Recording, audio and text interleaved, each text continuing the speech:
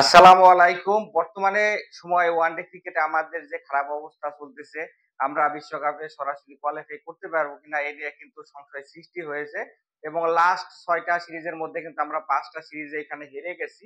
একটা সময় কিন্তু এই ওয়ানডে ছিল আমাদের সেরা ফরম্যাট এবং এখানে কিন্তু আমরা ডমিনেট করেই খেলতাম। কিন্তু এখন আমাদের কিন্তু ওয়ানডেতে এই ভরাডুবির অন্যতম কারণ আমার কাছে মনে হচ্ছে মিডল অর্ডারের ব্যর্থতা।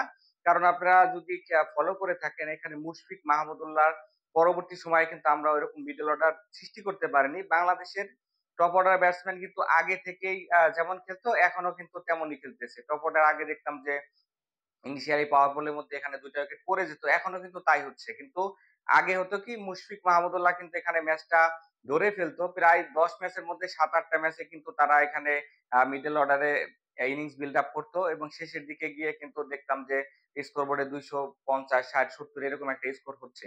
ওই মুশফিক মাহমুদুল্লাহর ব্যাকএন্ড কিন্তু এখনো রয়ে গেছে। এই কারণে কিন্তু আমরা ওডিআই ক্রিকেটে আফগানিস্তানের কাছেও সিরিজ হেরে যাচ্ছি এবং তার চেয়ে বড় সত্য হচ্ছে আমরা ৩০ ওভারও ব্যাটিং করতে পারতেছি না।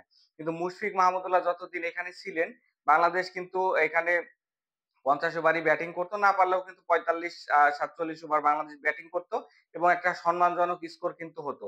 আমি হলফ করে বলতে পারি মুশফিক মাহমুদুল্লাহ যদি থাকতো তাহলে ১৯১ রানের টার্গেটে কোনোভাবেই বাংলাদেশ কিন্তু আফগানিস্তানের কাছে হারতো না। আসলে মুশফিক মাহমুদুল্লাহ যে নেই, মিডল অর্ডারে আমাদের এই অবস্থা। এখানে দোষ কি শুধু প্লেয়ারদের? আমি বলব এখানে প্লেয়ারদের পাশাপাশি বাংলাদেশের যারা টিম ম্যানেজমেন্ট রয়েছেন এবং নির্বাচক রয়েছেন, তাদেরও কিন্তু এখানে অনেকগুলো ভুল রয়েছে। কারণ মিডল অর্ডারে যারা রেগুলার খেলে না তাকে দিয়ে যদি আপনি মিডল অর্ডারে ব্যাটিং করান তাহলে কিন্তু এমন অবস্থা দিন, দিন চলতেই থাকবে। এখানে আমি বলব যে নুরুল হাসান সোহান রয়েছেন এবং হচ্ছে জাকির আলী অনিক, এরা কেউ কিন্তু প্রপার মিডল অর্ডার ব্যাটসম্যান না, ফিনিশার।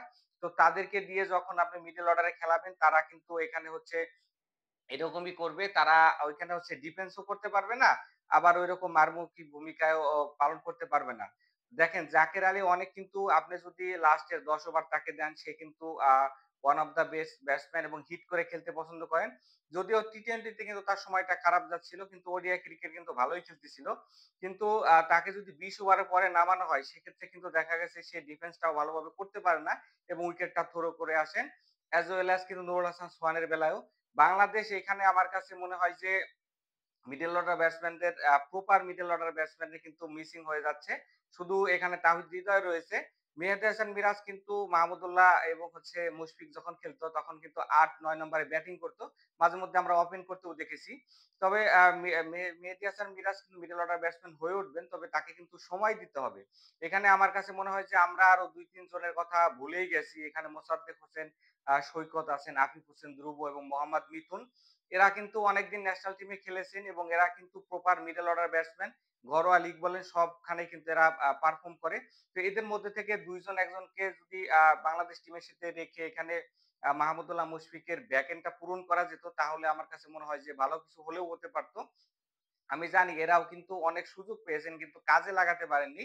কিন্তু তারপরেও আপনার মিডল অর্ডার ব্যাটসম্যানকে অবশ্যই মিডল অর্ডারে খেলাতে হবে এবং যে ফিনিশার তাকে কিন্তু ফিনিশিং রোলে এখানে দিতে হবে। মোসাদ্দেক হোসেন সৈকত কিন্তু ডোমেস্টিকে যথেষ্ট ভালো পারফর্ম করে এবং জেনুইন একজন ব্যাটসম্যান।